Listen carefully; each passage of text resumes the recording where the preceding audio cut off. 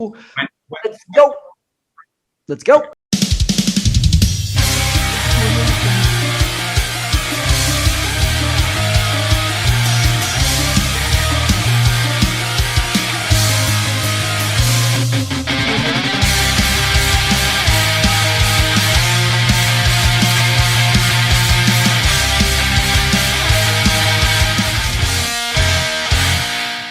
Recording?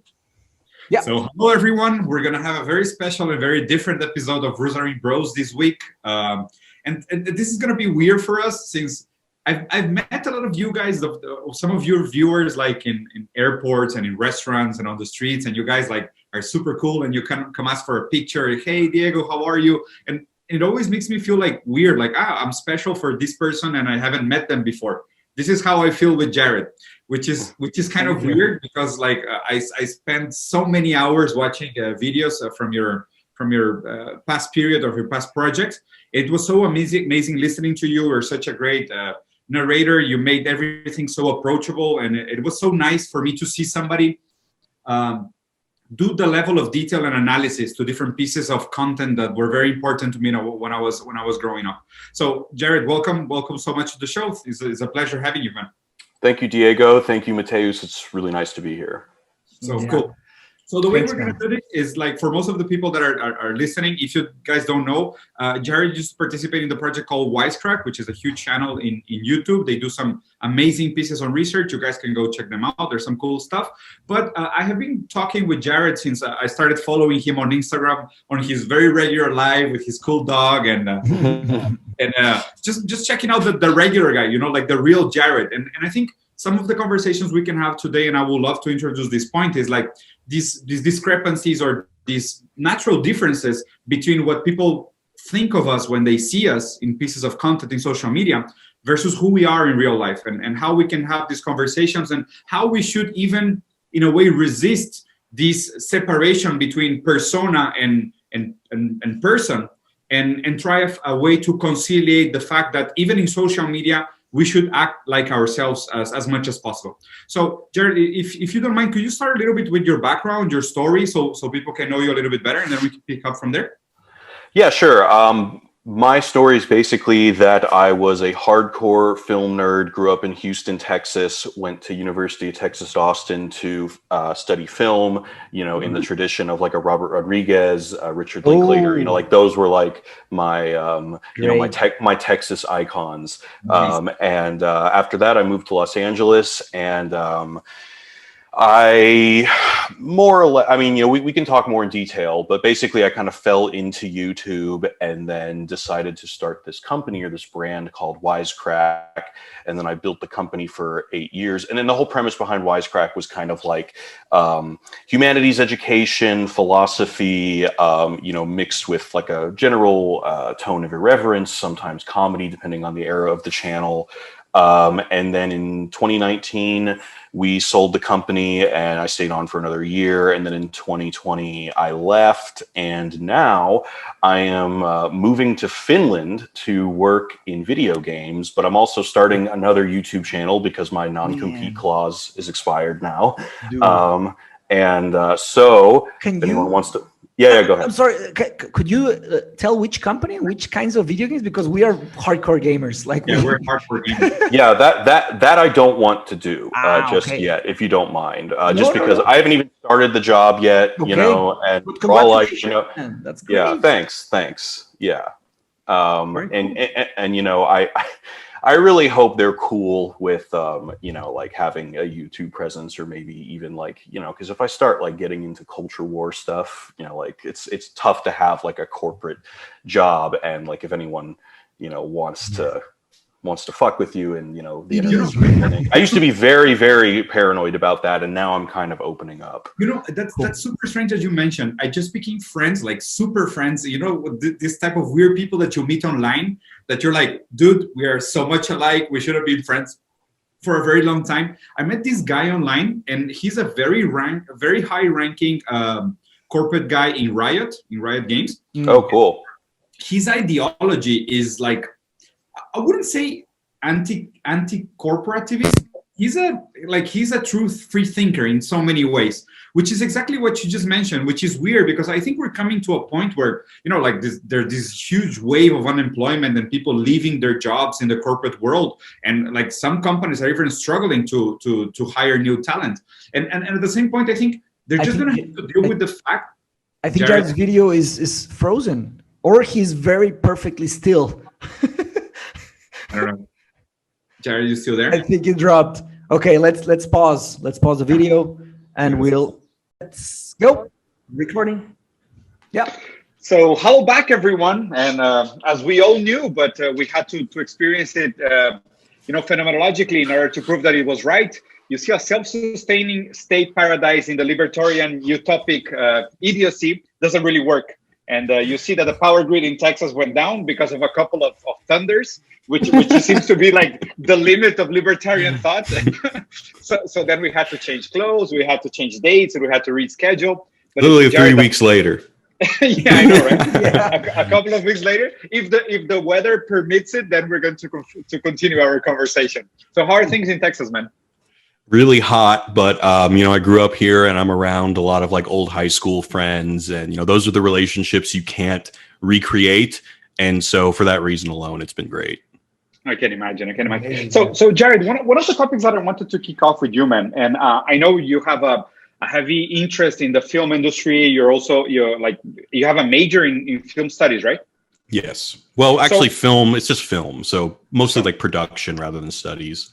Okay. But I wanted to ask you, so, and this is a thesis of mine. I wanted to have your peace of mind on it. Like the way I see it, and like my wife is a psychoanalyst, and my brother a philosopher. I've read Lacan and Freud for a very long time. I was a big friend of these, like the masters of suspect, which are Nietzsche, Freud, and Marx.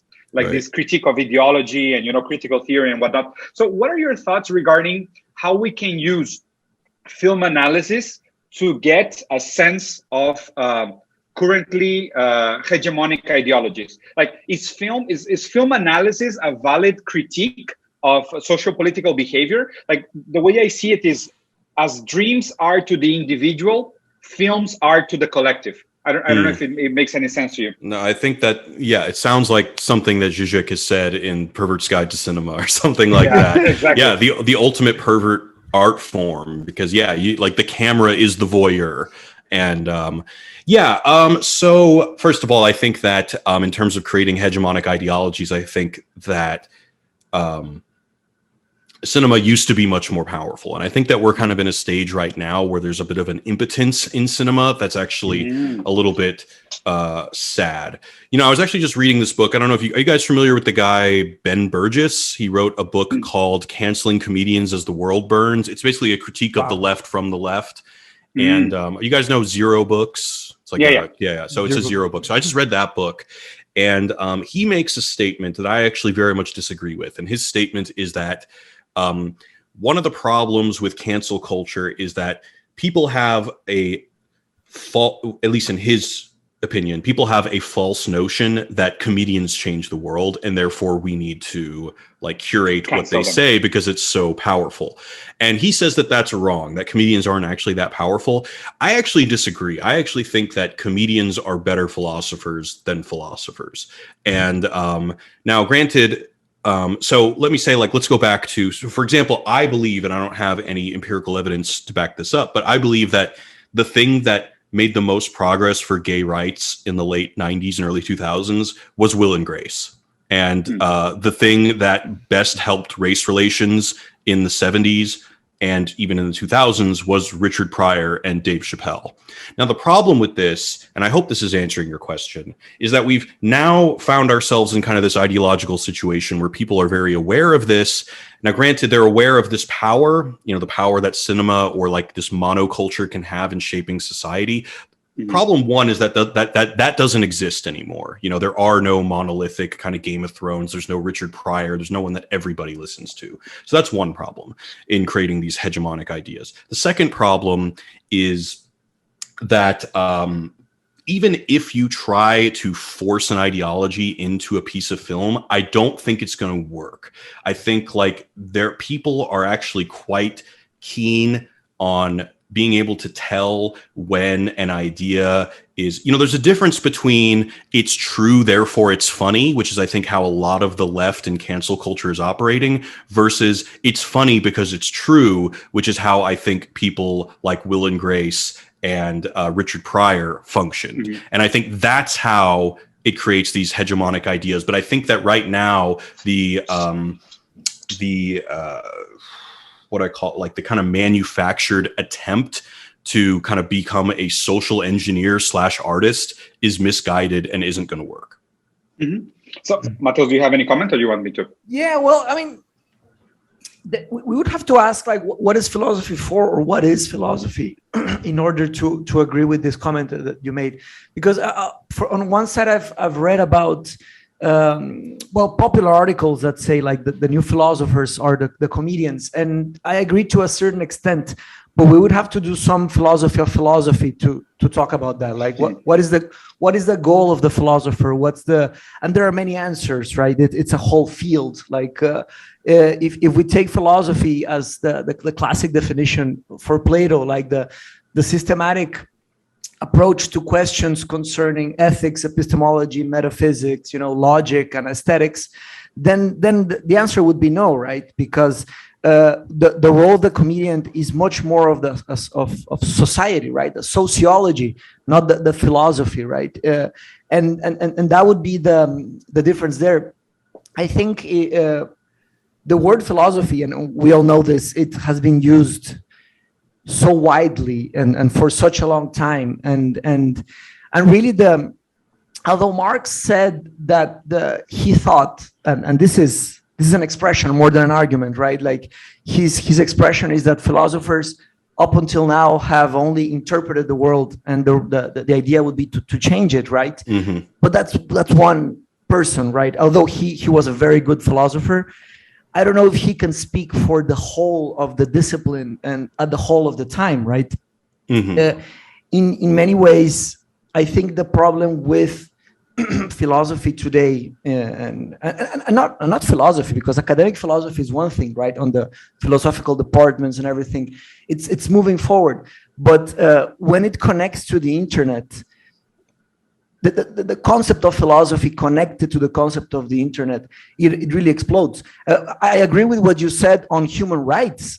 Perhaps comedy has made much more on human rights than philosophy. And I get this a lot from some of my students when I teach ethics, especially meta-ethics and normative ethics in Mexico. Imagine teaching this high theory, and then people go into the world and they see that the world is not like the theory, right? But that doesn't mean that we should stop doing theory. We need to understand, yeah.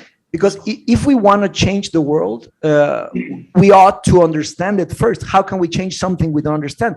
So that's where I think the role of the philosopher is.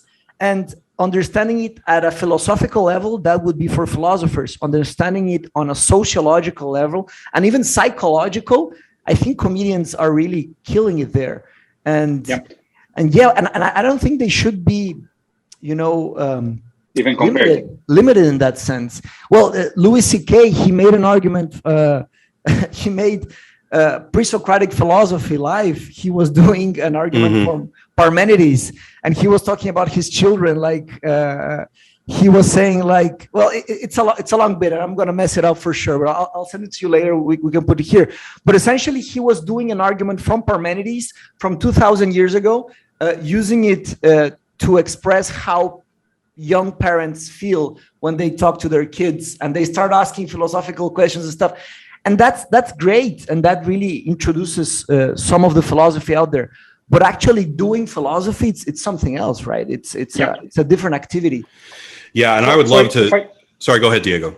Yeah, so if I can just pick up on the topic, because I think Mateus mentioned a key argument, in a way, presenting a different perspective to your analysis. And I think Marx is key here. Like Marx said, no, like philosophers until now have just tried to interpret the world. The point is to change it.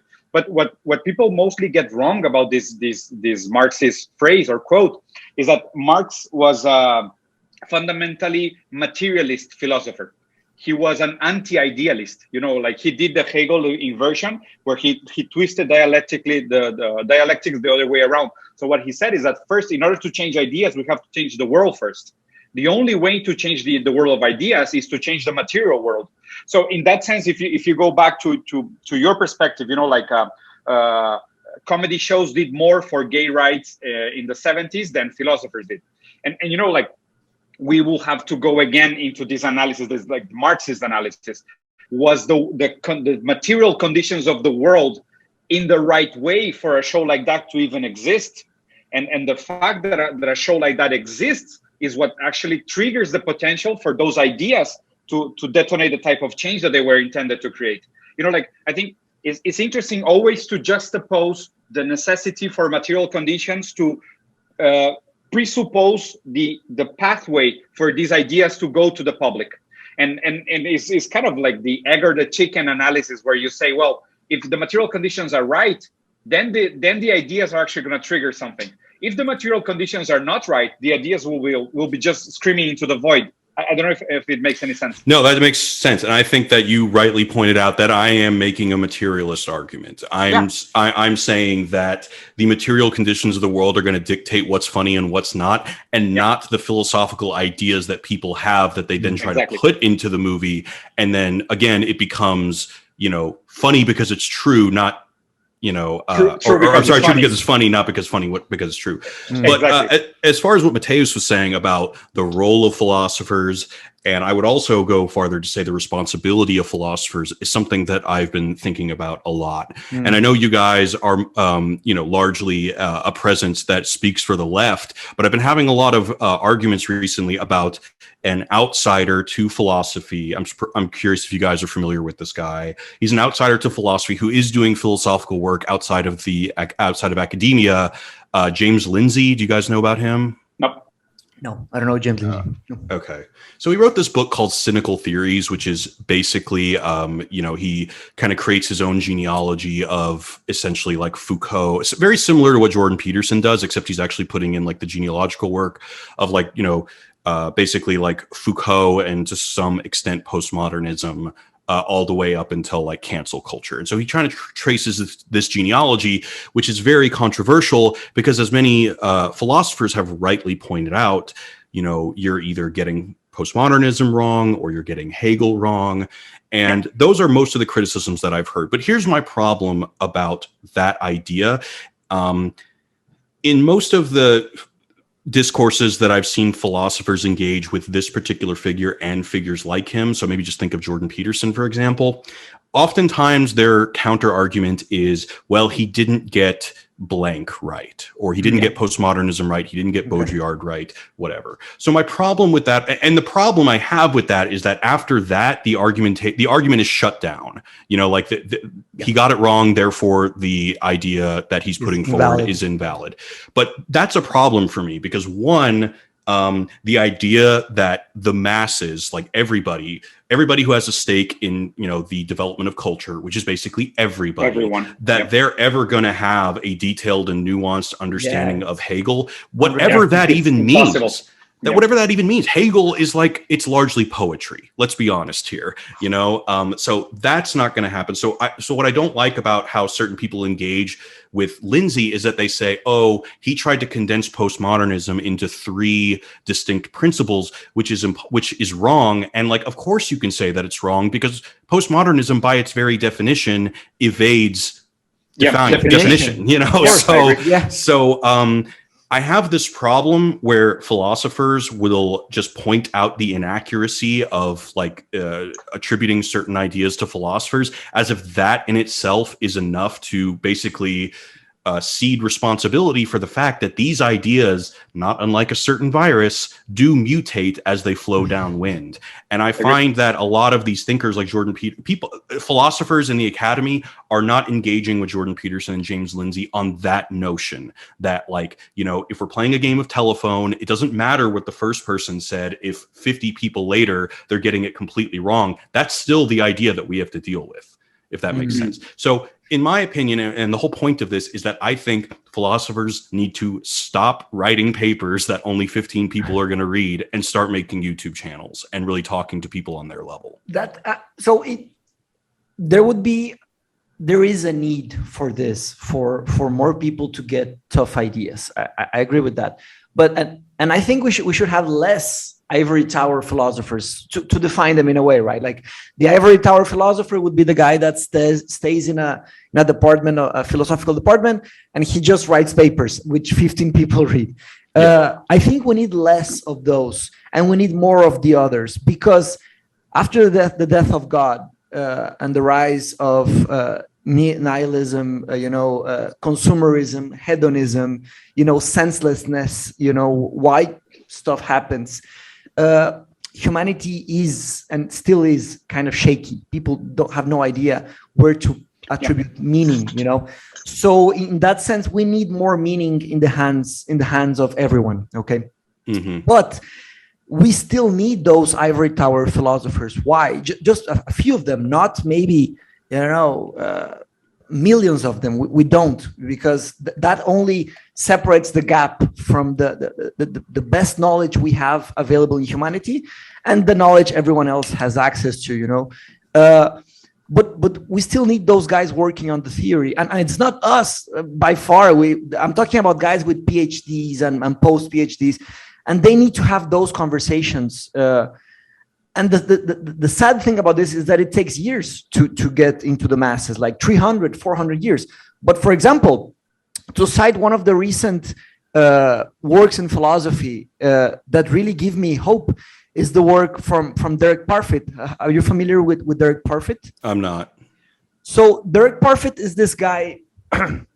He's a legend in but not in the mainstream, the internet, right? He's a legend in the philosophical departments. He's a guy that did, he calls it the triple theory. So he took 3 normative theories of ethics, and he did a work that is something else. It's impressive. The book is called Reasons and Persons. And this book took him like 40 years to write, and it really, and the book starts with a phrase from Nietzsche that says like, we have never seen such an open sea before us for the lovers of knowledge, right? Like, and he's talking about objective ethics, like ethics that are something that is not related. Well, I'm sorry, non-Catholic ethics. So it's an ethics that can be, and they put it in something called mathematical ethics. So, and hear me out. This is where it gets weird. What Nietzsche raised, well, he raised many things, but one of the things he raised, he understood that there was a false conscience of ethics in Europe, right? He said God is dead and we have killed him. There's this huge body of a giant dead in the continent, and it's starting to stink. We have to get it out. And essentially, he said that all of the ethics that we have at that time, right, the 19th century, and also from the Catholics and from the philosophers, it's fake. It's a false conscience, right? And he broke the mold, right, the ethics mold. And now he opened the way. If there wasn't a Nietzsche, there would never have been a Derek Parfit. And Parfit stood, and now he wrote this book in the 80s. It's from 1984, 85, something like that. But this book, it's a very tough thing to read. It's pure logic. It's nothing but logical ethics. And he's opening a new field where there might be a possibility for a future of ethics to look more like mathematics and less like I don't know, poetry or expression. Why is this controversial? Why is this controversial? Because when we speak about ethics, automatically our brains go into it's subjective, and he's opening a field, so those kinds of progress are really necessary in the world. And this guy, he had to be closed for 40, 60 years.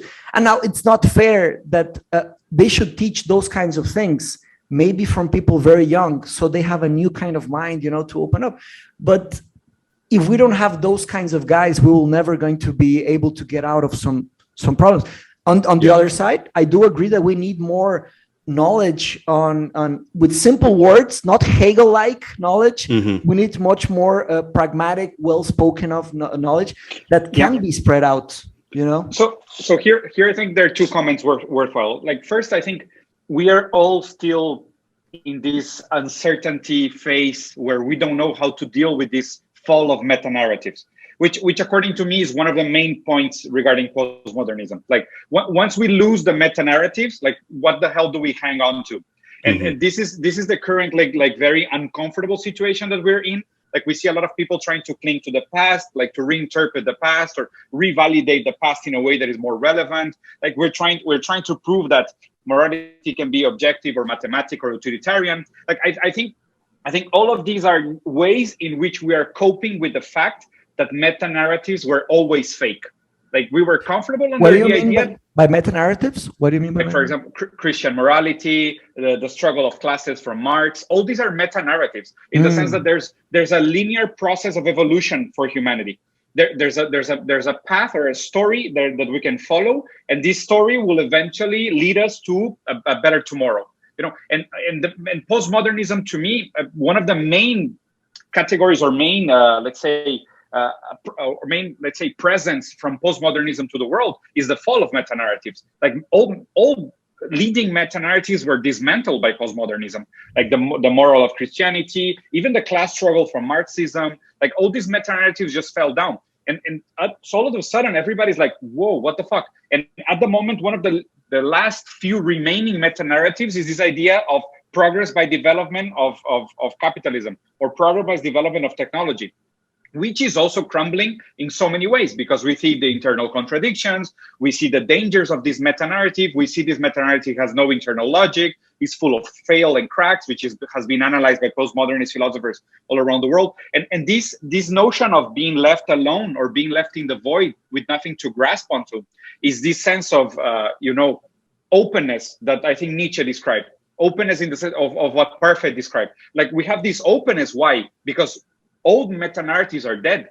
So we are at this moment where we have to either deal with the fact that no meta-narrative is really relevant or let's say strong enough to survive the test of time, or just the fact that we are beings that need to grasp until some sort of meta-narratives. And even in the absence of meta-narratives, we will end up creating new ones, which is the argument for so many new philosophers after postmodernism, like Zizek. Zizek has said, even if we live into a determined world, even if the universe is deterministic or not, it doesn't really matter. We are subjects. We are going to invent and we're going to give meaning to whatever we are experiencing. So even if we tear down every leading or dominating meta-narrative, we will create new ones. I think it's just the fact that we have to come up with new meta-narratives that are less pervasive, like less harmful to ourselves as a species and to the way that we relate to nature and the way we relate to each other. It's not the fact that we don't need any meta-narratives or meta-narratives are fundamentally wrong.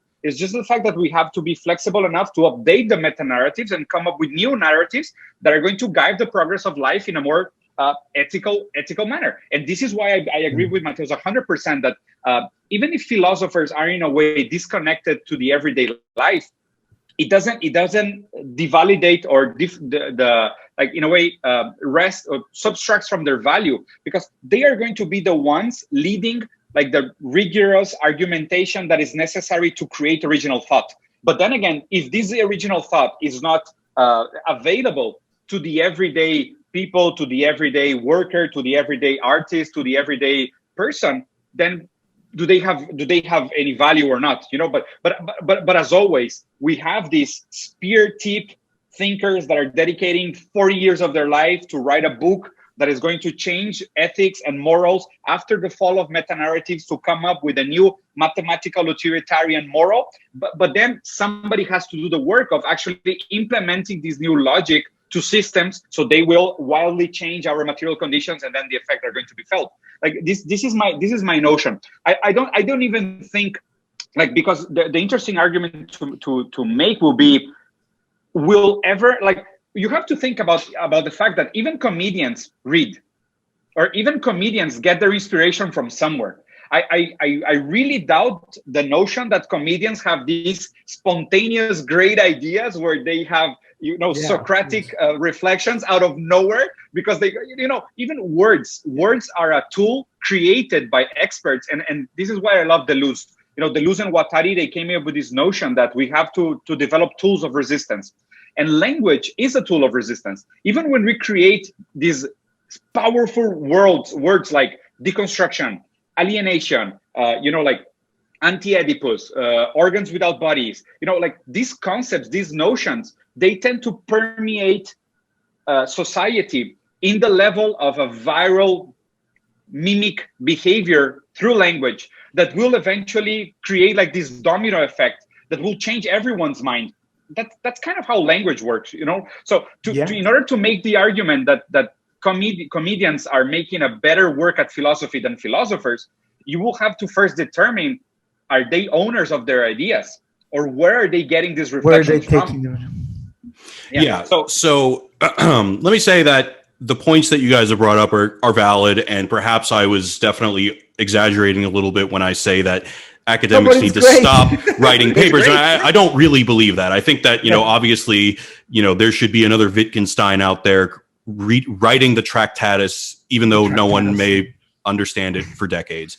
Yeah. However, this time period that you guys are referring to in terms of Nietzsche's ideas take a couple hundred years to foment. And this is why I think perhaps after hearing what you guys have said, I would perhaps pivot my idea or pivot my position to saying that there needs to be almost two separate disciplines of philosophy, because as you said, I believe that culture flows downwind from philosophy, and and even like the top Hegelians or something like that aren't, legible to your everyday person, it still trickles down.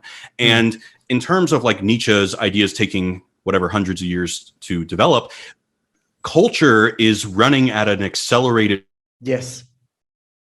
faster than back then. So that's why I believe that if somebody writes an academic paper that has a radical idea that, maybe was like radical in a particular context, like 2 years later, that could no longer seem radical and can be adopted as an idea that, is verified by the academy. So I really do think that it has to be both. It has to be that people are doing the hard work of, of doing like the mathematical ethics system that can only be formalized and trying to find new meta narratives.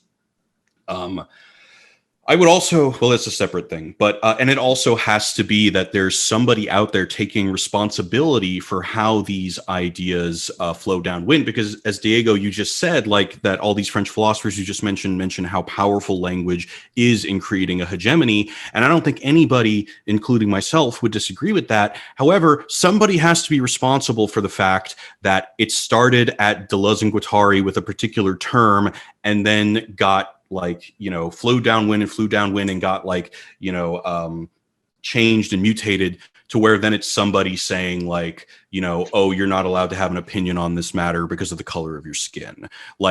Someone in the philosophy departments has to take responsibility for that process. And I'm saying that it's particularly relevant today because that process just happens much smaller time period than it did in the time of Nietzsche, or even in 2010. That's like ancient history.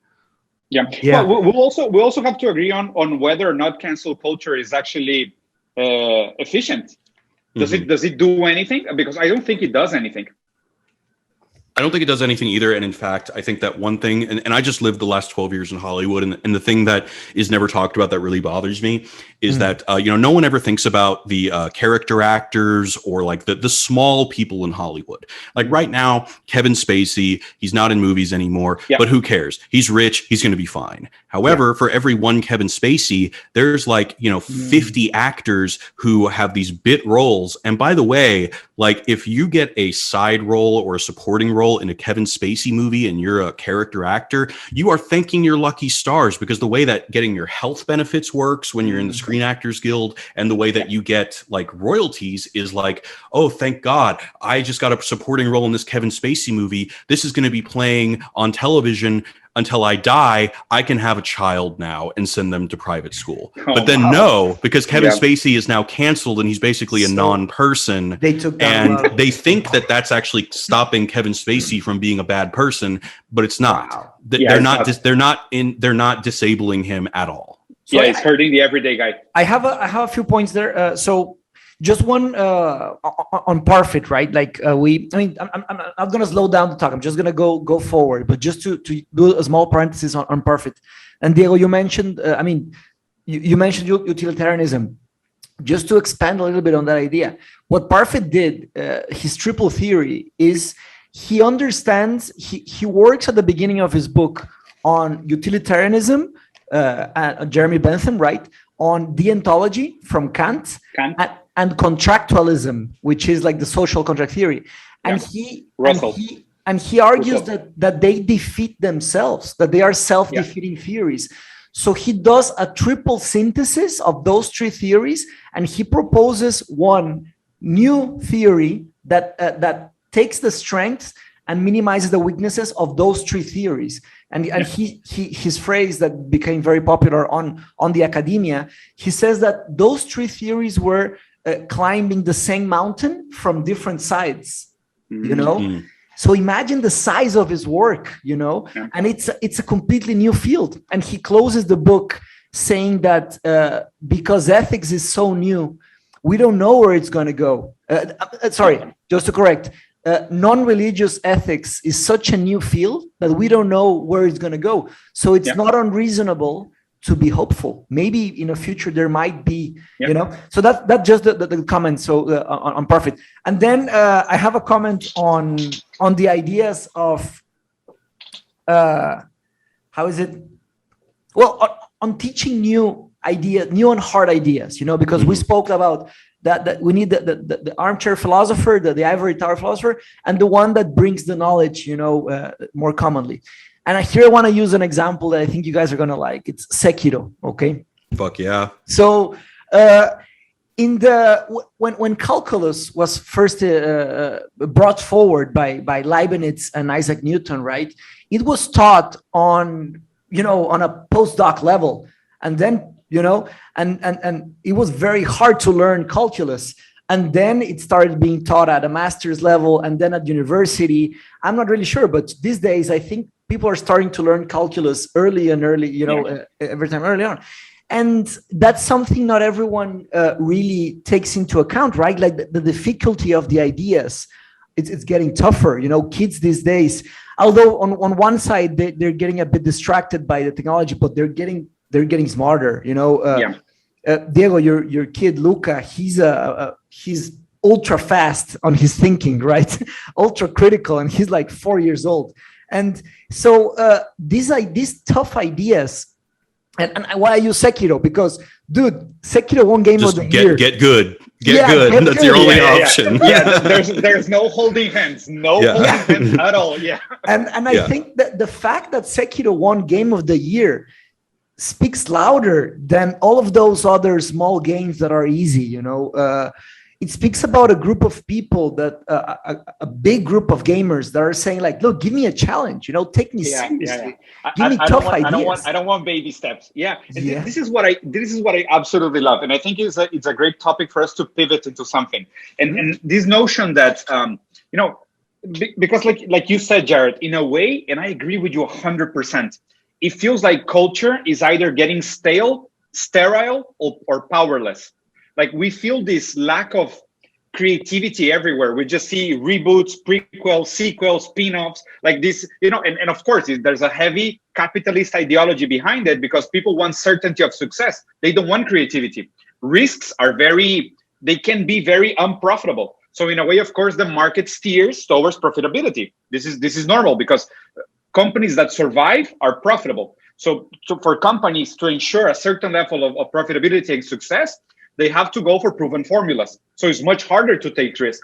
But then again, this example of Sekiro, which I love, and I love the fact that still in some areas, because it's also highly arguable, video games are still much more creative and they dare to take some risks. And the fact that consumers reward those risk takers versus the Activision, Blizzards, EA, and all these shitty, like not soulless companies that completely sold out to the idea of corporativism are just like failing sequentially and nonstop is what gives me hope. And in the sense that, and I will return back to my original question, which triggered this amazing line of conversation. Can we still use the analysis of film, video game, anime, manga, cartoon to have a sense on what's happening in society? Does it give us a glimpse? Like even this lack of creativity for me points towards something bigger. like this sense of, because it's almost impossible for me not to listen to Derrida and this idea of ontology. Ontology with a silent H is No, I don't know that.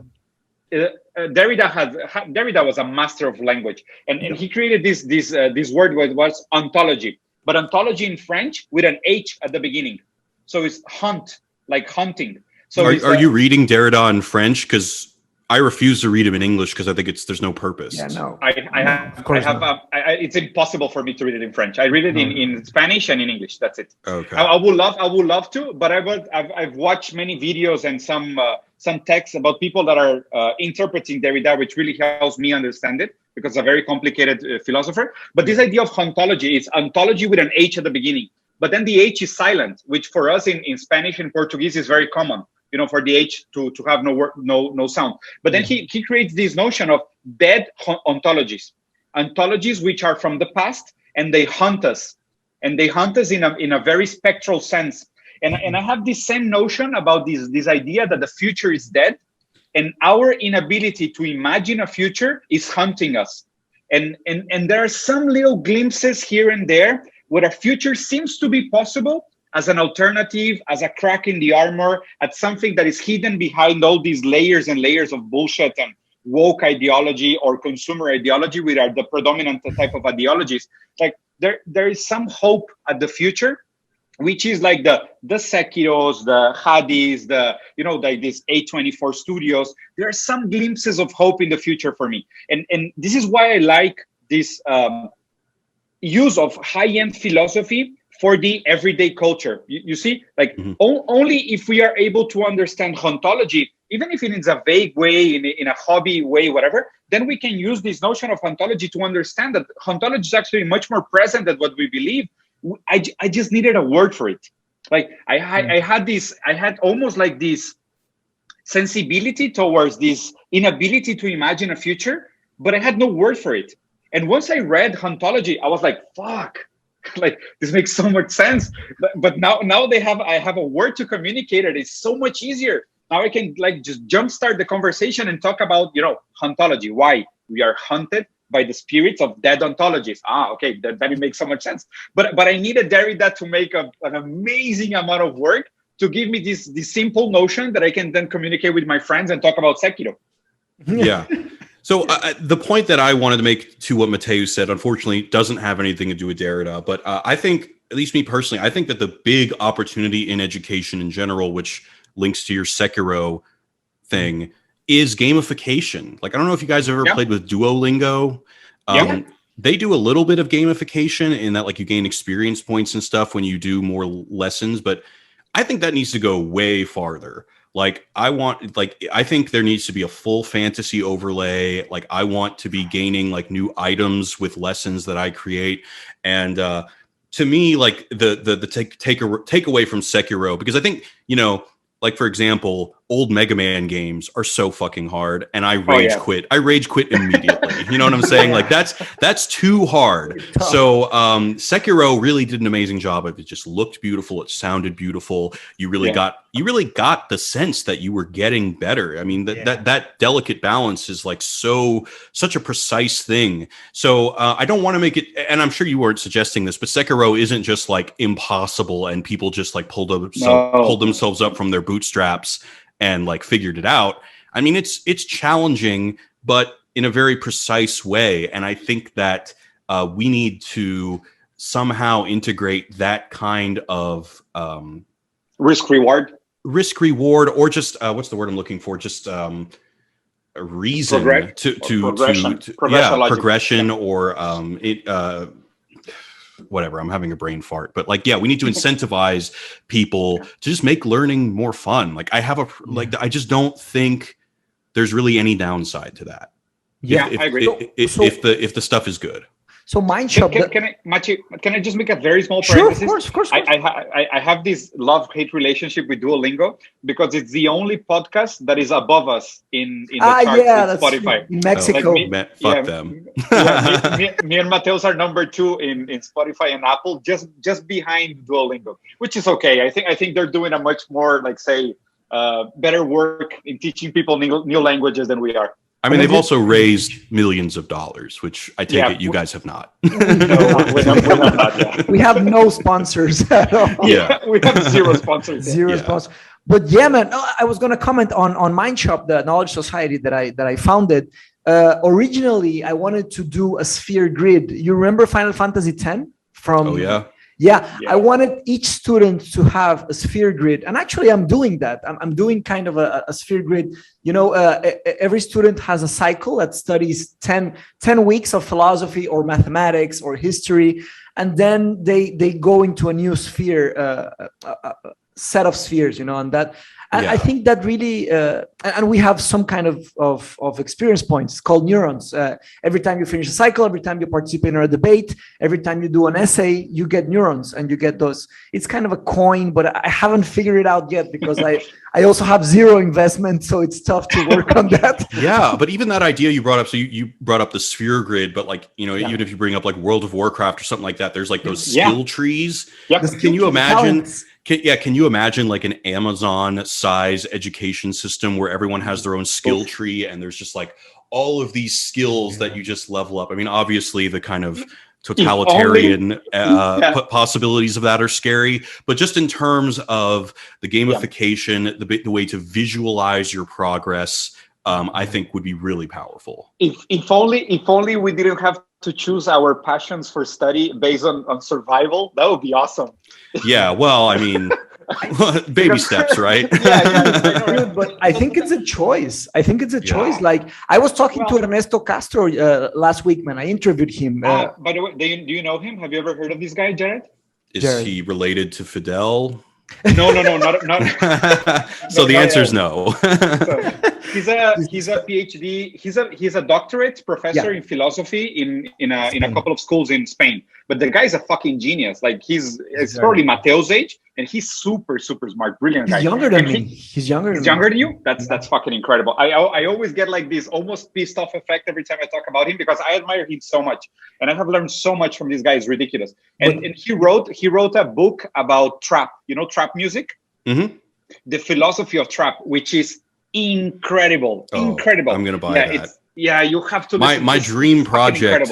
My dream project is the Pervert's Guide to Rap Music, but I've actually spoken to Zizek and he said, I know nothing about rap music. And I'm like, I'll teach you, dude. Oh man, I've tried to contact Zizek a couple of times. He already replied to one of my emails. He said, I would love to talk to you, but life is shit and I feel really weak.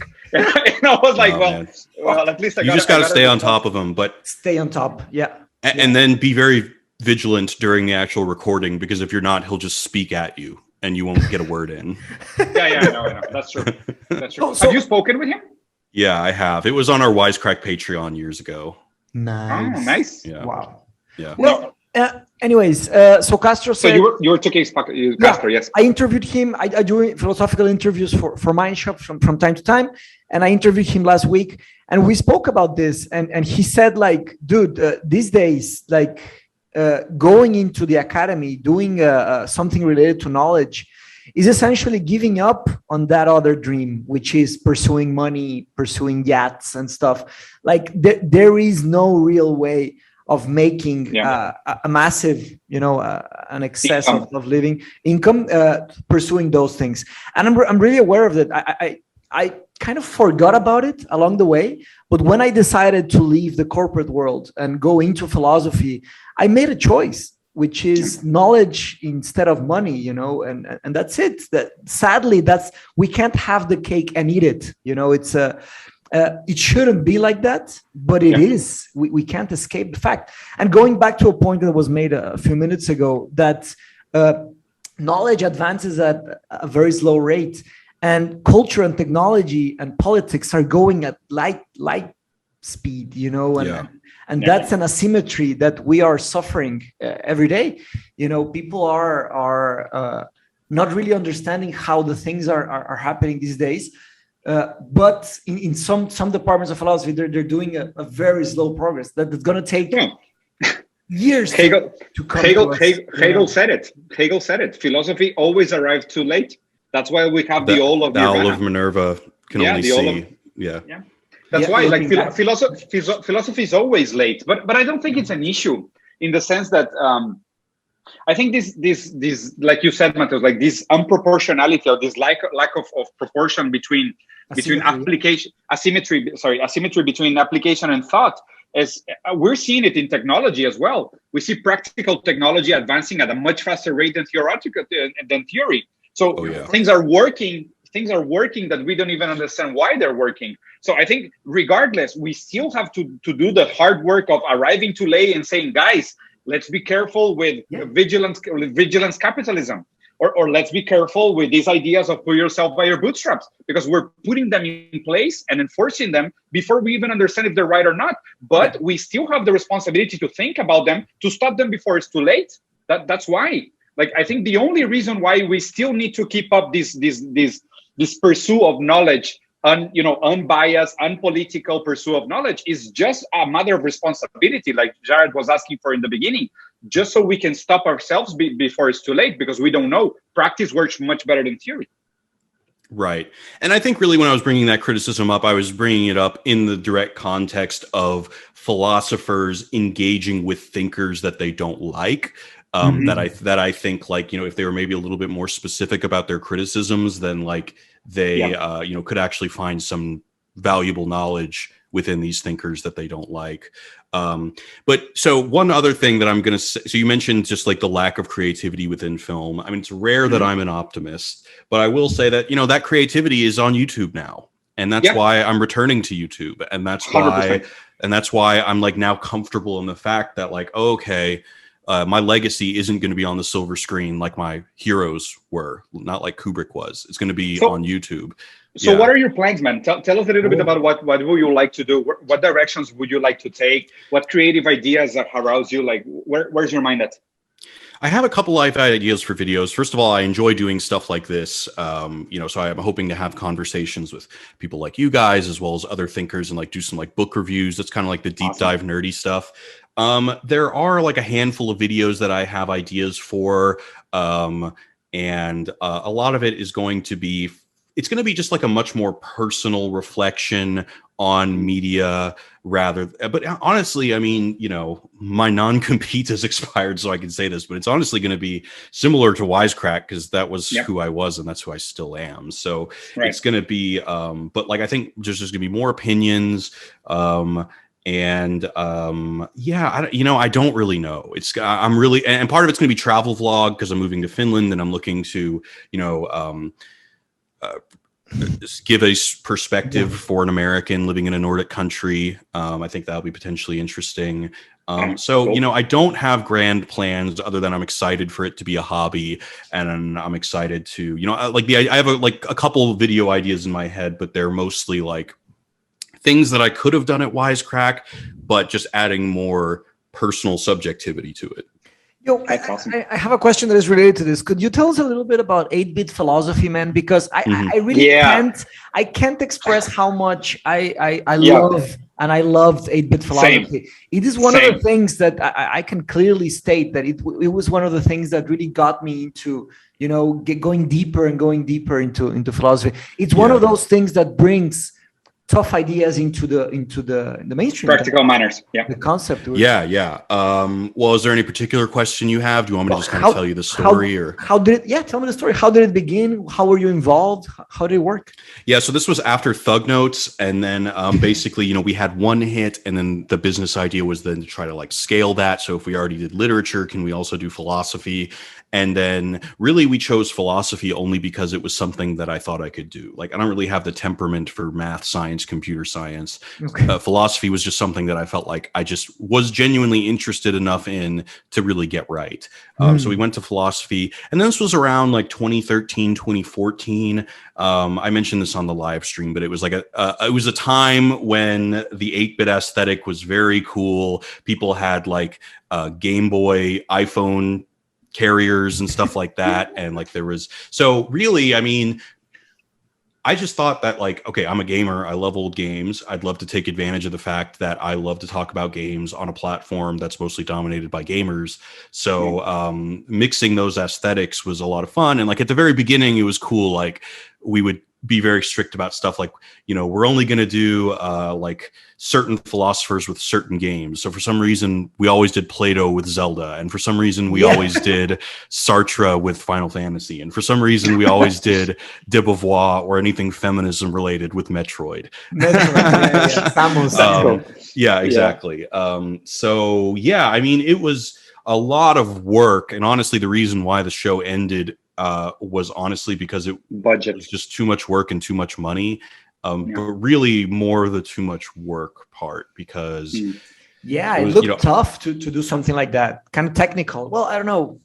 I mean, basically we were kind of like puppeteering sprites. So like the assets had to exist. So like, honestly, my process with that, I would go to, there's this channel on YouTube called World of Long Plays, and it's basically just this really awesome library of pretty much almost, and they upload like 10 videos a day, and it's the entire video games played from beginning to end. Nice. And so I would just like scroll through these games, literally looking for single assets of like, okay, we can download this ROM to this game and we can get that cool spaceship, So it was like, it was kind of a nightmare, but also like fun, because I'm just looking at video games all day. But and the results were amazing. Like, to be honest with you, like I am a big fan still. And I think Wisecrack was one of these first channels where I saw and I became immediately addicted to. And I was watching like pretty much every video that you guys put out. I was in love with the idea. And it was right at the time where like Mateus was also getting heavily involved with philosophy. I was recently married, my wife a psychologist. So I was like in the middle of this and I said, oh, awesome. So I can view popular culture through the lenses of psychology and philosophy. This is incredible. Like finally, because it was an interesting turning point in the sense where geek was still an outcast culture and was still like a minor culture or under culture. And then suddenly when you raise it to the level where there is layers of knowledge and wisdom within popular culture that can be analyzed and described in order to reflect into society, I was immediately in love. And this was probably one of my biggest turning points into content creation. I think I was migrating from traditional movies and TV to Twitch and YouTube and this whole culture. And I agree 100% with you. I think creativity is going to be in social media, not anymore in the traditional formats that we believe. But also I think that the challenge will be, like you said, how do we find enough economical sustainability for people to be able to follow their dreams into creating content for these new platforms and not have so many failure in the processes? Because like the market itself is regulated by success, and success is still mainly regulated by mainstream consumption habits. So you have to either find your niches that are going to be able to survive by solo monetization or some sponsorship deals. Otherwise, you're going to die in the creative process where nobody either understands you or you don't have enough economical support. Because I think even economical support, it tends to, like in a very Chomsky analysis, like newspaper, like somebody has to pay for the paper and the ink. And I think even in social media, that's still true. Like 80% of content in social media is still liberal in the traditional economical sense, not in the American way of seeing liberal as left. Because for me, this is always very confusing. Liberal is not left. Liberal is center right. It's very confusing here. Yeah, liberal is center right in a classical political compass. So it's weird because in a way, media is still 80% liberal content in like it's economical conservative, and it's weird because anything that goes against, because I'm progressive, but not in the American way of progressive thinking.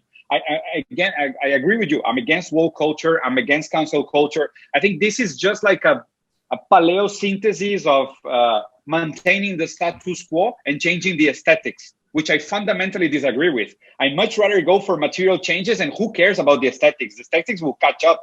Let people do the jokes they want. Let's change legislation. I don't really care about the joke making. Joke making for me is completely irrelevant, But in this sense, it's kind of hard to think about alternative content in a medium which is largely dominated still with the economic logic. I think that's for me potentially the biggest challenge in the next few years. Yeah, so I have a couple. Talking with you guys is great because every time you say something, I have like 5 things to respond to, and then I just forget them before it's my turn to speak. Sorry. No. It's okay. It's a sign of a good conversation. Yeah. So To the point that you're making about making kind of having an online presence economically viable, I think that, and this is kind of where I get into like universal basic income territory. So I think that all of us as consumers of these platforms, we're all owed regular checks from these platforms. And, YouTube, believe it or not, are like the ethical ones in that at least they give you 60% of the ad revenue. But if you think of like dating apps like Bumble, I don't know if they have Bumble there. Zero.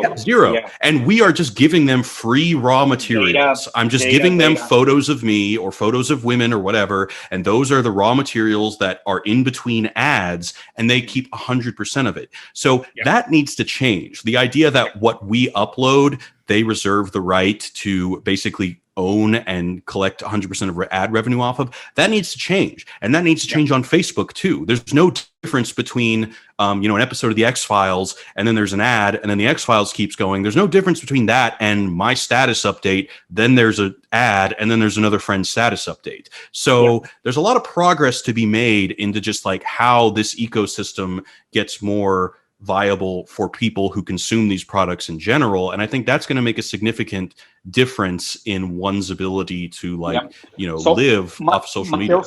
Mateus' master's degree paper was based on this. Oh, yeah. I'm preaching to the choir then. I have a lot to say on this. My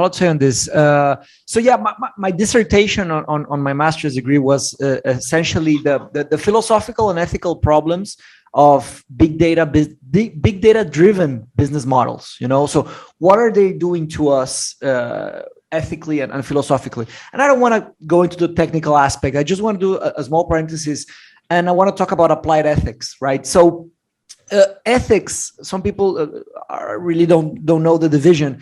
Ethics has three subfields. You have meta ethics, which are the questions that talk about the nature of ethics, the reasons of ethics, like the roots of ethics, right? Then the normative ethics is like the theories we do, the ontology, and then the applied ethics is this aspect you mentioned. So we have medical ethics, we have bioethics and technological ethics. So in the and this is very important, in the 20th century, there was this experiment called the Tuskegee Experiment. It was in the United States. You've heard about it, Jared? And it's essentially. Yeah. I mean, it's a massive one. But I mean, I just to do a real quick recap. It was an experiment on syphilis, where they took people that were African Americans and they they had the cure for it, but they wanted to study the long-term effects of syphilis. Right? This is completely. This is a nightmare, unethical. Right? Completely unethical. This was on 1932. It's not so long ago, right? And the field of medical ethics was not big at all. So because of these problems, so the ethics really got into it and grew. So and now we have strong. Strong. We would have to define the word strong, right? But there is a growing field on medical ethics. Now this is happening again on technology. This precise problem you're mentioning, there's one author especially good at it that you might be interested, Jared. Her name is Shoshana Zuboff. I read the whole book. It's a very impressive piece of theory. It's very impressive. It's sociology, right? It's sociology. It's not right, but essentially she's raising the issues that there's this problem that people are the company is like the Wild West. It's so new. Yeah, I mean, fast. She goes as far as to liken the big tech's kind of colonizing of our mind. She likens that to European colonization. And that's I mean, it's a radical thought, but I don't, it's something that I'm like, maybe there's something there. Man, it's scary, but maybe true. Surveillance capitalism, and it is very tough. And there's actually in Finland, there's a very interesting thing going on in Finland, that they are working with a concept called digital literacy, and they're pushing it hard in the government with the society, because we know what literacy is: the capacity to read, write, etc. But what is digital literacy? It would be the capacity to understand what is going on. And because of the efforts on the Finnish government, the rates of people believing on fake news is going down. They're actually the only country in the world that is going against. In Latin America, people get sent something on WhatsApp, they believe it instantly. And not only that, without reading it, they send it to 20 people. Yeah. And on the older demographic, it's worse. Oh my God! Yeah, So, boomers are ruining the internet for us. But it's a problem. But I mean, the thing is that we have to face those kinds of things, right? But yeah, boomers. In those things, we gotta. There's a lot of work to be done there, man. A lot of work to be done there. Yeah, absolutely. Yeah. And I can't wait to see what Finnish news looks like. I'm sure it's very different than American cable news. Yeah, what are you going to do about the language, man?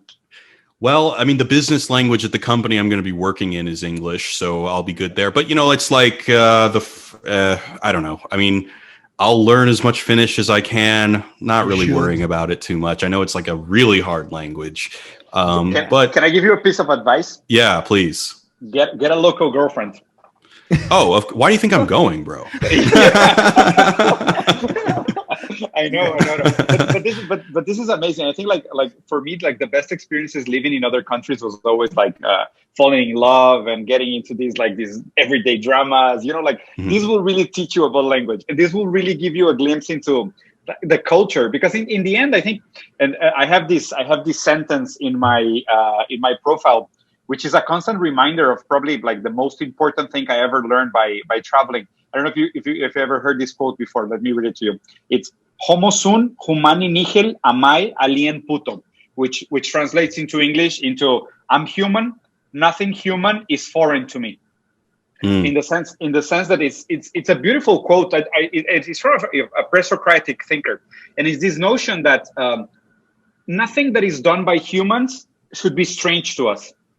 In the sense that the only way for us to approach human universality is by really, really opening up to this notion that which can be done by humans is human. There's nothing outside of the field of action of humans that can be treated as non-human or non-universal.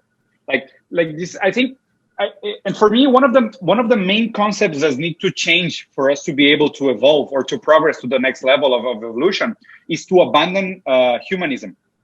Like this whole notion that there is one human and a bunch of exceptions. You know, like women cannot vote because they're irrational, and Afro-Americans don't have culture, so they're not human. And, you know, like if you're missing a limb, then you're not incapable. You know, like we have all these subgroups outside.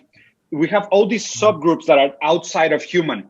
And this sentence for me, that's why it's so important, because I think the next paradigm that we have to transcend is this notion that there is nothing really outside of human universality. And traveling is a glimpse of that, because once you go into a different culture, you fall in love with otherness.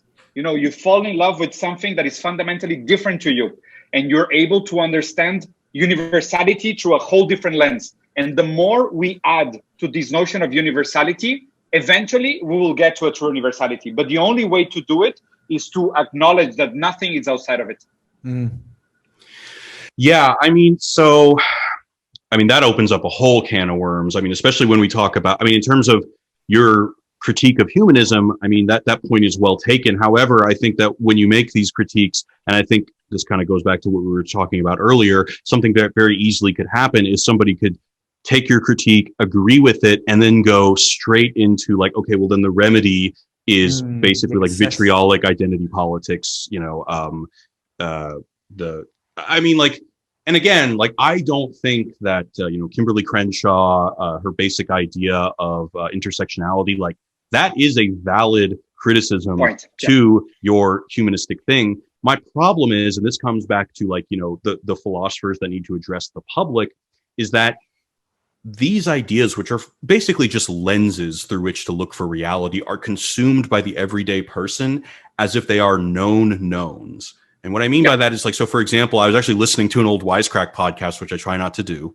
And there was a guy on there who was making an argument about Rick and Morty that the show doesn't work as well anymore, or it's less funny now because now they only pun, or before when they were less popular, they were punching down. You know this term punching down versus punching up? No, I don't. So punching down basically means when you're making a joke and it's at the behest of somebody who is like on the intersection Less of than you. graph, like less or like less prosperous than you or more less fortunate, less more fortunate oppressed. than you. And so like there's this idea within, and the fact that comedians believe this really bothers me. And like that's a useful lens in which to like, you know, apply to your ethical calculations when you're deciding to make a joke. My problem is that these people in LA who are writers, not philosophers, they take it as a known that when you punch down, it's not funny. And that I disagree with. Like we can be as ethical and moral as we want, but if we're pretending that like, oh, you know, the academic consensus is out and it turns out when you make fun of fat people, it's not funny anymore. That's bullshit. You know, No, it is funny, but it's still unethical. It's unethical, but we need to address the problem by being true. And that's why I agree that cancel culture doesn't work. Like right. I think people need to start making the separation between what's funny and what's right. Because we like it. But we can't assume they're the same thing. That's my problem. Exactly. Yeah. I agree 100% with you. We can still be jackasses and be funny, and we can still be immoral and be funny. You know, it's weird. Like people have to disassociate these two ideas. I don't think these notions are compatible at all. Like I don't think being funny has nothing to do with being right. Nothing to do. Yeah. Right. Yeah. Yeah, I totally agree. I'm looking for. I'm reading this AI book on AI ethics, and and there was a phrase that is very related to what Diego said. I'm going to look for it really quickly here. You guys. Hey, have you heard? While you're looking, have you heard of the guy Jared Bauer? He's also a tech ethicist. No. What's his name? Tell us a bit. See, I actually don't know how to pronounce his name, but he's British. And his name is like Cennyd, Chenid. I don't know. Oh my God. And his last name is Bowles, Bowles. He has a book that I think is just called Tech Ethics or something like that. Tech Ethics. But that book is, that's the book that I recommend to people who are trying to get into it first, because it's a little less exaggerate. I don't know if you would call Zuboff exaggerated, but it's definitely a little bit more even keeled than Zuboff. Okay. But I really More like ground. that guy. And I would recommend if you guys are on LinkedIn, I would follow that guy, because his whole shtick is that he basically creates software that it awakens people's sense of tech ethics. Like that's, and so I really like his work. So here's a phrase. It's well, I'll do it quickly. So he says, the philosopher Luciano Floridi, he's an Italian tech ethicist. He says, helpfully reminds us of several other developments in history that threatened to diminish human dignity, or so people feared. He mentioned how Nicholas Copernicus, Charles Darwin, Sigmund Freud, and Alan Turing, each in their own way, dethroned humanity from an imagined universal centrality, and thus destabilized the prevailing and long-held anthropocenic view of nature. So just to be quick, Copernicus showed that we are not at the center of the universe. Darwin showed that we are not at the center of the biosphere. Freud showed that we are not at the center of the psychosphere, or space of reason. And Turing showed that we are not at the center of the infosphere. And and then he goes on that these cumulative blows weren't easy to take. The first two in particular, and they were violently resisted. And this resistance is still going on in many ways, right? But it's there. The arguments are out there, So I agree 100%. That's why, like currently in academia, you can get funding to do anything that is transhumanist, but you don't get funding to do anything that is post-humanist. Which is of course interesting, because like people have this hardship to abandon this human exceptionalism. Like this notion that still, regardless of the length at which you look at the world, humans are at the center. And I love this quote. I think this quote, Matthew, was actually built upon the quote from Freud, because Freud was one that did the quote with the first 3 steps, but he didn't add Turing. Freud said, Copernicus proves that we're at the center of the universe. Darwin said we're not at the center of the world. And I'm proving that we're not even at the center of ourselves. And then somebody added Alan Turing, which makes so much sense. It's this Italian philosopher. It's called Luciano Floridi. He's very good. But it's interesting that this quote, it's an evolution on the quote from Freud. Yeah, because definitely. Freud was the one to say that we're not even at the center of ourselves. And again, I think this relates to the, and I hate just talking about postmodernism, because it has been so misinterpreted all over the place. And I think but what does that mean? Well, Yeah. well, I'm kidding. I'm kidding. Yeah, No, yeah. but- It's, but- but it's it's- rightly being no, interpreted in but many it's- ways. Yeah. but it's a fair criticism. Like what It is the a fair responsibility- criticism. Yeah. What is the responsibility It is. of creating ideas that are going to be widely misinterpreted? But isn't this the story of ideas? Nietzsche Yes. was taken out of context. Marx was taken out of context. Of course. Like pretty much every philosopher was taken out of But context. hey. But we have but I guess my argument is like we now have the kind of at least technological infrastructure and tools to potentially remedy that. Do we? Wait. I mean, look, I don't have an exact plan, but I am saying that, like, a philosopher who spends half of his day writing his, academic paper and spends the other day on his YouTube channel, or on Clubhouse or whatever, just spreading these ideas to the public. That's all I'm saying is like, there should be incentive, and it should be part of the program. If you can expect somebody to, write a 500-page paper, you can also expect them to build a YouTube channel. That's all I'm really saying. So, two comments really quickly. First of all, I don't really get into postmodernist philosophy because I feel it's kind of, there's a big hubris aspect to it because we are in the 21st century. It's very tough to understand. It's still where too we are. early. Like the classics didn't know there were the classics. The moderns didn't know there were the moderns. It's only in retrospective that we can see, That's why I love the history of philosophy, because we have some test of time. We don't know which arguments are going to survive. Arguments are a battle, it's coherence, the fight for truth, to understand what is true. It's very hard to see today. So that's why I don't get, that's just one parenthesis. And the other, I completely forgot the other thing I was going to say. So I see your point. My point, I don't think that any technology is ever going to fix the Owl of Minerva problem. But I do think that, because of Wisecrack, for example, there are a lot of 20-something-year-olds who don't study philosophy and know who Baudrillard is. Yep. And that's just like the distinction between what technology allows us to do and what it didn't before. I agree 100%. I think that's the good part of it, because in a way, I love this notion that we have this level of responsibility that we can assume to show people that there are viable lenses to which they can look at the world. There are different lenses at which people can look at the world. That for me is more than enough. It's more than plenty in order to break this hegemonic idea of left and right or wrong, black and white, which is ridiculous. That idea, I'm sorry, that idea that there are different lenses, like that needs to be shouted from the rooftops, because I can't tell you how many people are, like in America, I doubt there, but like, all the rage is this critical race theory conversation. And I'll see people who are on the left, they post these memes that basically say, we have to let critical race theory into schools because people need to know the real history. And this person really thinks what is that critical race theory? Could you just? Well, that's. So I mean, it's. To?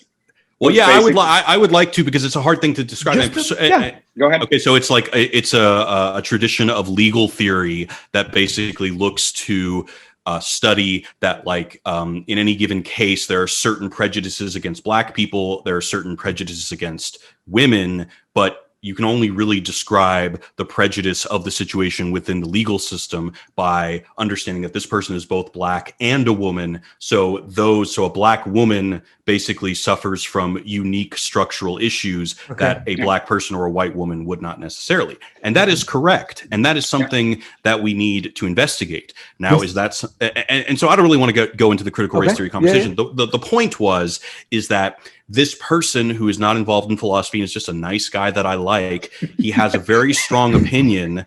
He's a very strong opinion that critical race theory is not a lens. It is the truth. As if like critical race theory marks like a discovery of all this new historical information that we never had before. That's not the case. Yeah. And I just think that this person who like manages a bar and is like, very active in this conversation about philosophy that is dominating the country, that's why this person needs to be armed to know a little bit more what they're talking about.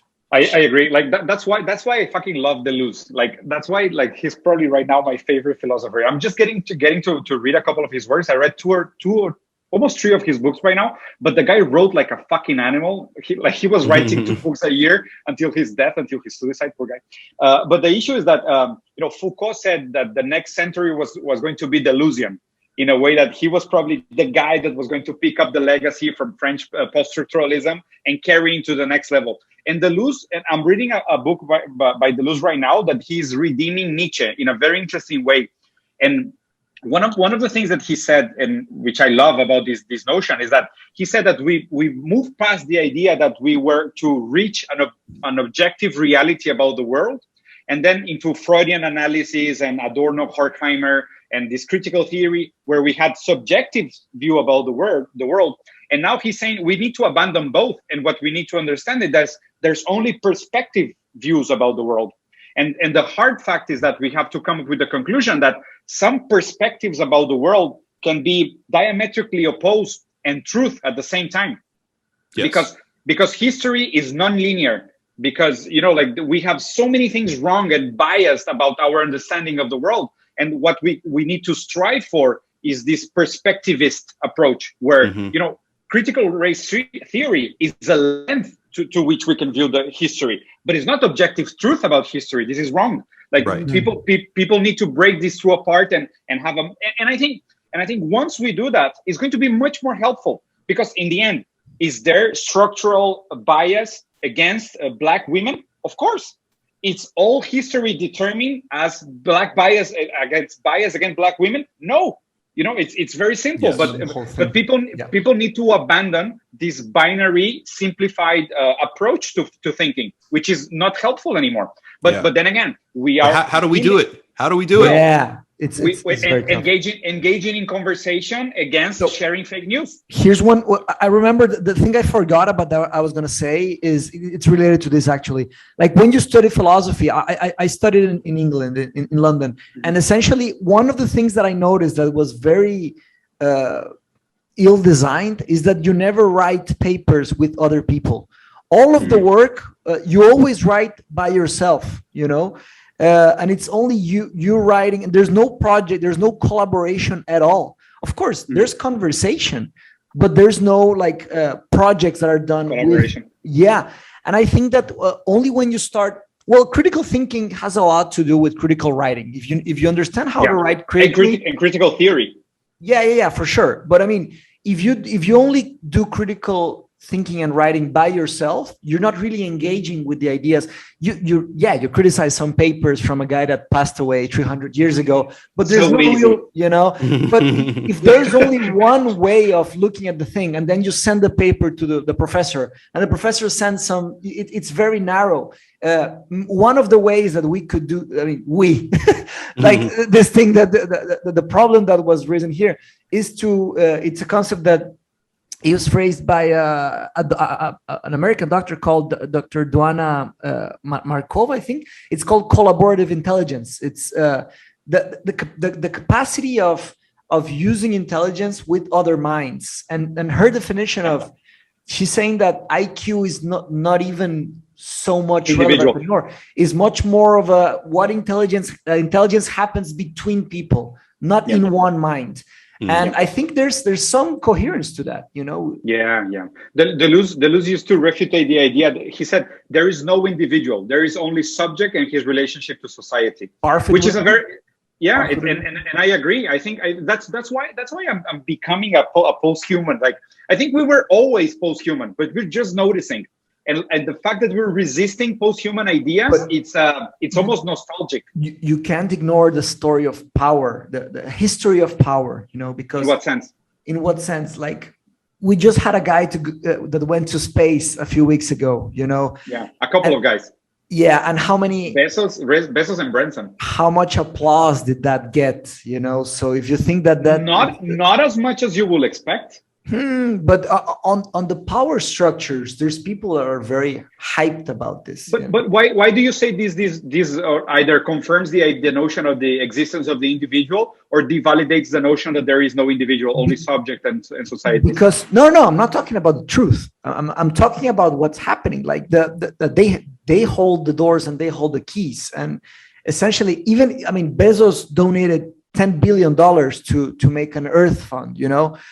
But it's still him, that he can donate everything, all of his money, but it's still going to be a human being doing that. It's still going to be an individual. And that's the problem I see. Like I say the history of power because the history of power, we spoke about Copernicus and Freud, and that was a long time ago. And what are we seeing in the world still? The individual and the power. Yeah, I think That's individual ideology saddening, still rules. In a sense, I agree with you in the sense that individual ideology still rules. Like we don't know that we know that individuals exist. Well, we don't know that we don't know why we believe individuals still exist, and we don't necessarily understand why we believe individuals are still the hegemonic, let's say, axis of power struggles, of power execution, of power delivery, and whatnot. But I think that we will eventually realize that that notion was always wrong, in the sense that it was always misfunded. It was ideologically based. It was not based on arguments. It was based on beliefs. And I think eventually this also shall fall. I don't know, man. So It's an old what you're thing. saying resonates with me, but as an American, the thing that's kind of getting under my skin is like, okay, yeah, this is exactly what people are talking about. And although that may be an appropriate criticism or you're pointing out a problem, but my problem is that what the left has adopted as the solution to that problem, Identity politics, is making you lose, or making the left lose. making everyone lose, so I'll tell you the issue. The thing that people have to understand the most about the problems of identity politics is that group of people which recognizes you as a minority holds universality, and that's according to me the wrong approach, because it's still a top-down approach. Right. It's still racist. This is what Zizek talks about, in that, like, even the guilty white liberal still maintains the universal position for themselves. Right. Mm-hmm. That's Beauvoir. Yeah. Right. Yeah, that's Beauvoir, in the sense As that well, yeah. Until people don't recognize the issue that they're reserving the power to identify you as a group. This is Lacan 101, and I adore this quote from Lacan. Lacan always said, revolutions are about slaves fighting for a new master, and they always get it. But in the end, they're still slaves. This is the issue. History of power. Like, if people still, and of course, come on, Jared, you have to recognize it with me. The U.S. is a country that has two parties defending the same power. 100%. As a matter of fact, I've gotten into screaming matches with friends that I grew up with in the last couple of days, only because I was trying to basically convince them that, like, there is no right versus wrong. Yeah. And, and like, there are so many people who just think that they're on the right side of history when really it's like, no, like, if you really are identifying so much with one side, like, and this is where people start yelling at me. I basically just accuse them of performing for social credit, I agree. Which is, kind of an ugly thing to say about somebody, but this is why I'm having these arguments with people that I've known since I was 8, Yeah. And I agree 100%. It's like trying to save the world by using, recyclable straws. It's ridiculous. Dude, that was exactly the conversation. I was like, do not give me a fucking paper straw. I swear to God, I'll be so pissed off. I hate those fucking straws. Yeah. So we're on the same side, man. I think that's why we get along so well. Yeah. There's like 60% of the population in global poverty, and like you're gonna tell me to stop using paper straws. Jesus. Like, give me That's a fucking fucking ridiculous. It's just agree. virtual signaling. That's why. And it's just service for the limousine liberals, because they think that they're doing enough and they can sleep well at night. Yeah. Never mind that, never mind that Bezos could 100%. solve world hunger by himself. He just doesn't want to. And we can't even get together behind the idea that we need to force him to. Like, we don't believe we have that collective power to bargain, to actually make people pay fucking taxes, which is like, that's all I care about. Like, can we just make people pay taxes? That would be awesome. Then we'll talk about the other 200 million thousand problems that we have to discuss. Yeah, I agree. However, I think there's another problem in that if you look at Bezos's tax returns and why he doesn't pay any taxes, it's basically because he's pointing to all these industries and saying, hey, I could like destroy these industries with a click of a button, but I'm not doing that, so you don't make me pay taxes. Really? Yeah. What really needs, because like, I mean, even like when I was on my Wisecrack stream, I was talking about the difference between YouTube ad numbers and television ad numbers. And a lot of the reason that those television ad numbers are so high is because there's a huge corporate bureaucracy that has existed for decades of like, people with desk jobs that are, working just to sell advertising on television, because YouTube is a new industry, like literally just from getting an ad sold onto a YouTube channel is now like 2 jobs rather than like 400. You know what I'm saying? Like, so like it needs to be I mean, in my opinion, it needs to be the case that Bezos should destroy all those jobs, but we need a universal basic income that he funds to like, to attribute to compensate for that. Wow. Plus that's another huge. That's another huge thing. Can And of honestly, worms. UBI I don't know that much about, so I don't want you to like, No. scapegoat me and I end up like that clown. No. That made Neither the do we. famous- No. It's not the point. But, I'm kidding. But if a parenthesis, if you're interested on the topic, I highly recommend you read the book called Another Now by the Greek economist Yanis Varoufakis.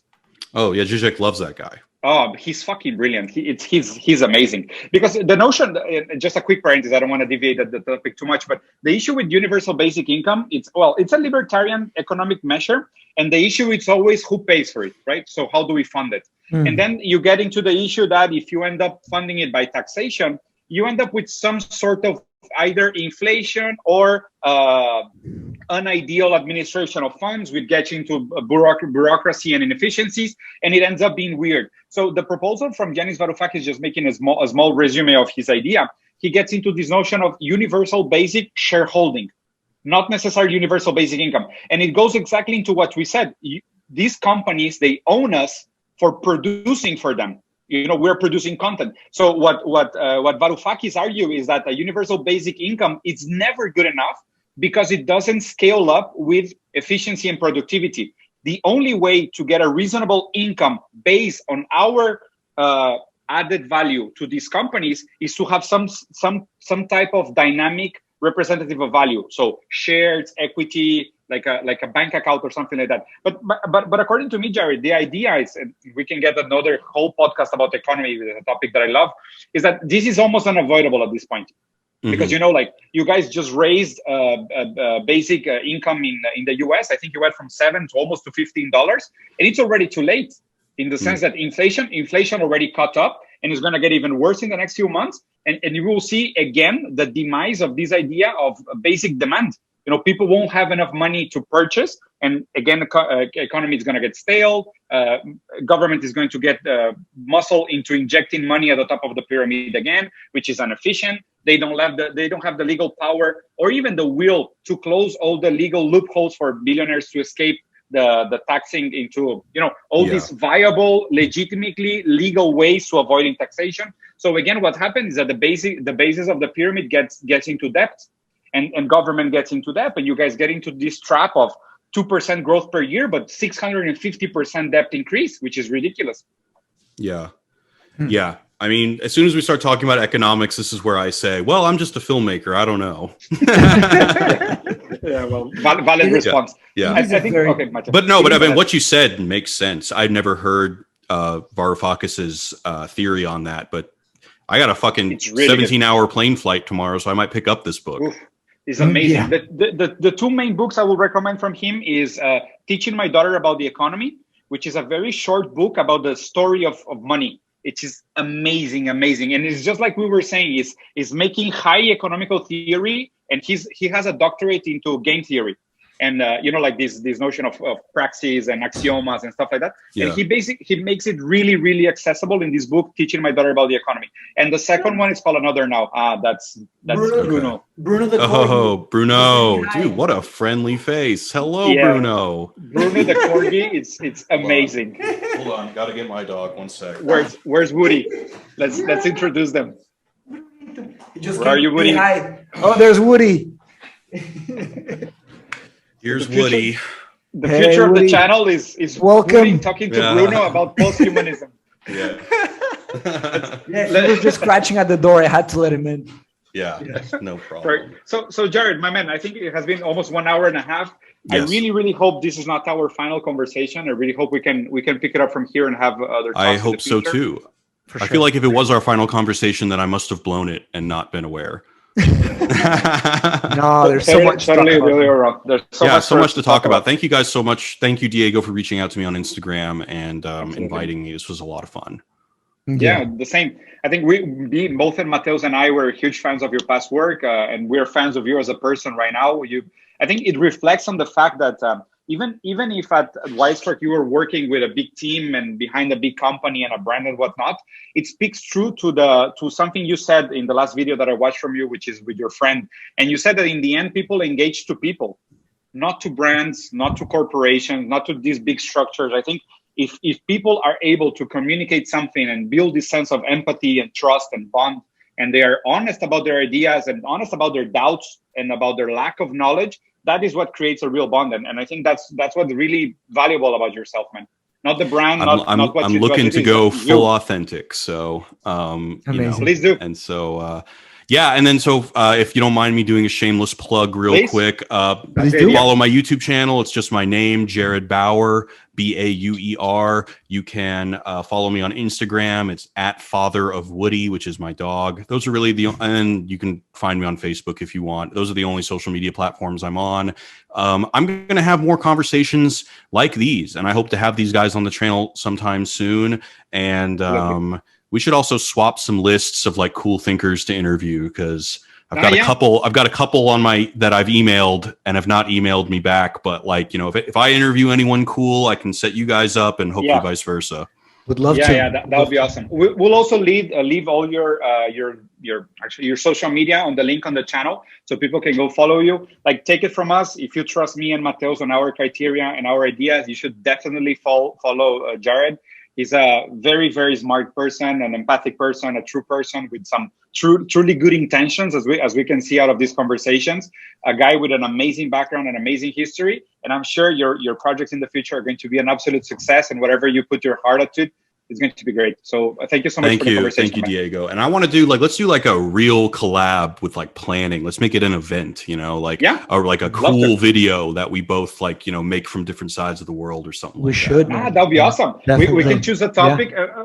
We have many things in common, like not only movie gaming, but the fact that we're going to be immigrants.